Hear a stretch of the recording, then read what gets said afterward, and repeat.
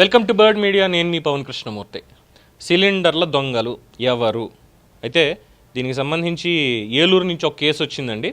ఏలూరు జిల్లా ద్వారకా తిరుమలలో ఒక వింత దొంగతనం వచ్చింది. ఏంటంటే నేను అర్ధరాత్రి సమయంలో దొంగలు ఇంట్లో చొరబడి అక్కడున్న గ్యాస్ సిలిండర్ని ఎత్తుకెళ్లారు. బయటికి వెళ్ళిన బాధితులు తిరిగి వచ్చి చూసరికి సిలిండర్ కనిపించకపోవడంతో షాక్ అయ్యారు. పోలీసులకు ఫిర్యాదు చేస్తే పోలీసులు ఈ ఘటన మీద కేసు నమోదు చేసి దర్యాప్తు చేస్తున్నారు. అలాగే వెంకటేశ్వర స్వామి దేవస్థానంలో కూడా గ్యాస్ కొరత ఉన్నట్టుగా సమాచారం అంతోంది. అన్నప్రసాదంలో వంటల కోసం కట్టెల పొయ్యిలను సిద్ధం చేయాలని అధికారులు నిర్ణయించారట. ఇది ఒకటి. సో ఇక్కడ గ్యాస్ సిలిండర్ దొంగలు, ఈ సిలిండర్ల దొంగలు అంటే ఏదో ఏలూరులో జరిగినటువంటి ఒక ఘటన ఇంకోటో కాదండి. రాష్ట్ర వ్యాప్తంగా కాదు, దేశవ్యాప్తంగా కూడా అనేక చోట్ల పోలీసులు కావచ్చు, లేదంటే ఎన్ఫోర్స్మెంట్ వాళ్ళు కావచ్చు, విజిలెన్స్ వాళ్ళు కావచ్చు, ఎక్కడికక్కడ కొన్ని ప్రత్యేక బృందాలు కూడా విడిపోయి సెర్చ్లు చేస్తూ ఉంటే గుట్టలు గుట్టలుగా దొరుకుతున్నాయి.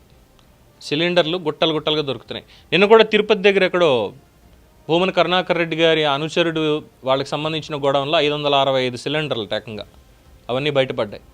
దేని గురించారా అంటే బ్లాక్ మార్కెట్లో సిలిండర్ని, మరి ఎంత రేట్ అనేది తెలియదు. మా కుమార్ ఆంటీ చెప్పినట్టుగా బ్లాక్ మార్కెట్లో 6,000 రూపాయలకి డొమెస్టిక్ సిలిండర్ కొనుక్కోవాల్సి వచ్చిందని చెప్పింది కదా. సో అలాగా ఇంకేముంది, దొరికిందే దోచుకోవడానికి అన్నట్టుగా దేశవ్యాప్తంగా అనేక మంది నేతలు ఈ రకంగా సిలిండర్లని దోచుకుని వెళ్తున్నారు. సామాన్యుడి బాధ ఎవరికి అవసరం లేదన్నమాట అక్కడ.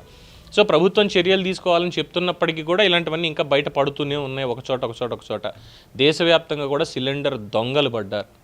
ఆ ట్రంప్ గారు చేసేటువంటి యుద్ధం ఏంటో తెలియదు కానీ భారతదేశంలో గ్యాస్ స్టవ్లు ఆగిపోతున్నాయి. పొద్దున్న బ్రేక్ఫాస్ట్ చేయడానికి కూడా చాలా ఇబ్బంది పడాల్సి వస్తుంది అని చాలామంది బాధపడిపోతున్నారు. సిలిండర్లు జాగ్రత్త అండి, పోలీసులు కూడా ఏం చేయలేరు. ఇంకా మాట్లాడితే వాళ్ళు కూడా వాళ్ళ సిలిండర్లను కాపాడుకోవాలి. ఇన్నాళ్ళు దొంగతనం చేయడానికి డబ్బో నగలో విలువైనటువంటి వస్తువులు అంటే దాంట్లోకి గ్యాస్ సిలిండర్ కూడా వచ్చి చేరిపోయింది సార్. ఇది సిలిండర్ దొంగల అప్డేట్. దీని మీద మీ అభిప్రాయం తెలియచేయండి. చూస్తూనే ఉండండి ది బర్డ్ మీడియా.